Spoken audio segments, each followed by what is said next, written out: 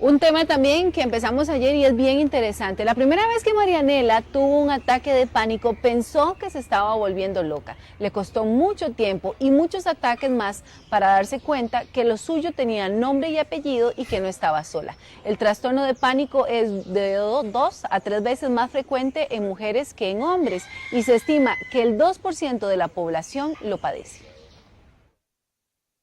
La primera experiencia que tuve fue una vez en San José.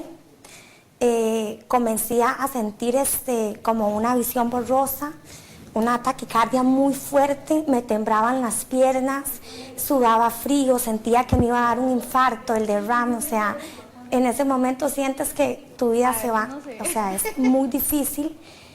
Y pensar que la gente, o sea, la sociedad no lo entiende. Yo tuve el detonante.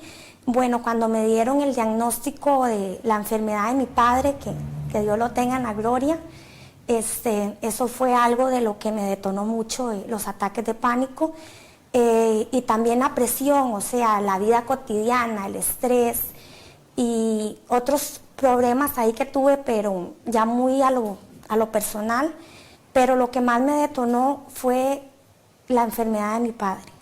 Cuando me di cuenta que era un ataque de pánico fue una vez que fui a visitar a mi padre que estaba enfermo, ya estaba en su etapa terminal y cuando estaba con él comencé a temblar y me estaba ahogando y le decía a mi mamá que sentía que me desmayaba.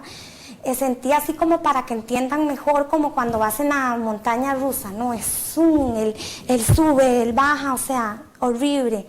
Fui al psiquiatra y me diagnosticó ataques de pánico con agorafobia. Vas en el bus y de repente tienes que hacer la parada porque sientes el infarto, se te hace imposible cosas tan sencillas de la vida cotidiana, como por ejemplo ir al supermercado, ir a una tienda, ir al salón de belleza, ir a la escuela. Llegaron momentos en mi vida que yo no me sentía capaz ni siquiera de ir a la escuela a dejar a mi hijo y ya hoy por hoy puedo decir que ya no me da tanto miedo ir a la pulpería, ir al supermercado.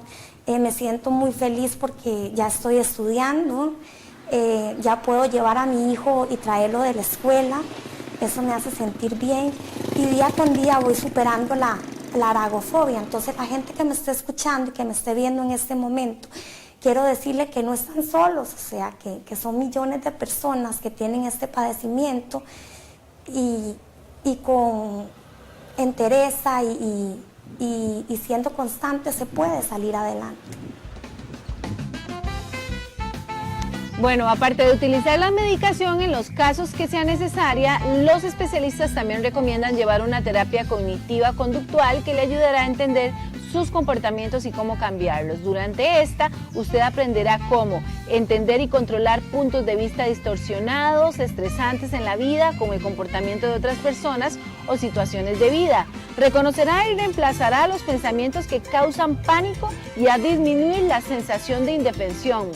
Manejará el estrés y a relajarse cuando se presenten los síntomas e imaginará las cosas que causan la ansiedad, comenzando con la menos temida, esto para practicar en una situación de la vida real para ayudarle a superar sus miedos. Sasha, ¿cómo le llegaste al caso? Porque digo, regularmente a veces la gente le cuesta compartir este tipo de situaciones que viven. Pues viera que, de hecho, la semana entrante también vamos a conversar con Aneta. Aneta es una privada de libertad que me cuenta su historia porque ella también sufría ataques de pánico. Entonces, a partir de ahí, pues llego a hablar con una especialista y ella me habla que en realidad es una cuestión un padecimiento bastante común y que hay otras personas que también lo sufren y que, pues, por supuesto, pues esta Marianela también, pues, decide hablar con nosotros. Pero definitivamente es una situación que la gente tal vez no lo identifica como tal, pero no es tan extraño como se cree. Y fíjate que yo creo que no solamente la gente no lo identifica, sino que la gente alrededor no las entiende, ¿verdad? Por ejemplo, si vos no querés salir, estás con esos temores, esos miedos, esas sensaciones horribles, como ellas mismas lo definen, y la gente, pues es payasa, no te pongas en esas varas, vamos, no, y traten inclusive de forzar a la gente a hacer cosas que no es que no quieran, es que no pueden hacerlas en ese momento. Y suceden de un día para otro, no necesariamente es que alguien siempre tuvo el temor a salir o siempre tuvo, simple, un detonante, como lo dijo ella, y de ahí en adelante pues le costó ya relacionarse más con las personas y salir de su casa incluso. Recordame qué fue lo que le hizo a ella tenerle miedo a las salidas. Dice que fue, un día estaba en San José, le avisaron de la enfermedad de su papá y de ahí en adelante Ya no empezó a tener cada vez más temor de salir de su casa y le daban ataques terribles estando afuera. Hay mucha gente, por ejemplo, que ahora uno lo escucha con mucha frecuencia. Es que yo ya no voy a tal lugar por la delincuencia. Es que a mí me da mucho miedo salir. Y de verdad, muchas veces el criterio es no voy a tal lugar porque algo puede suceder. Y de verdad es como vivir en un mundo de terror. Claro, y además, como lo decía ella, ¿verdad? Ese miedo en realidad es una cuestión que no se puede controlar después de un asalto. Se vuelve común que la gente le dé pánico y ya no pueda ni siquiera relacionarse bien con la gente que supuestamente está dentro de su zona de confort. Pero ¿habrá alguna digamos. diferencia entre situaciones traumáticas como tal y ya ataques de pánico? Dice que es que el ataque de pánico puede suceder de manera espontánea, solamente porque alguien está muy estresado, o hay otras características que pueden, digamos, ayudar a que sea más frecuente, como por ejemplo el estrés o la depresión, o también a partir de un detonante. O sea, en realidad, en cualquiera de los casos se puede dar. Interesante.